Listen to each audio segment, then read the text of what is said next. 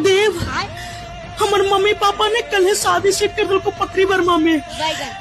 लड़कवा टोटो चलावा हो नवादवा के 3 नंबर स्टैंडवा में। अब तू भूल जो काहे कि मम्मी पापा जे बोलता वही करबो।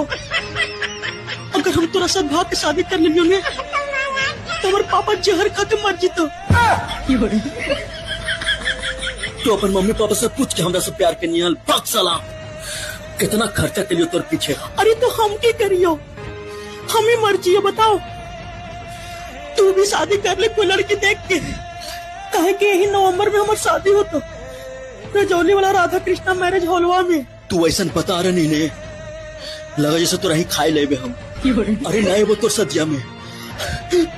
अगर हमारे मम्मी पापा धमकी नहीं दिला तो हमरा तो हम तेरा साथ भाग जीती होल। अच्छा।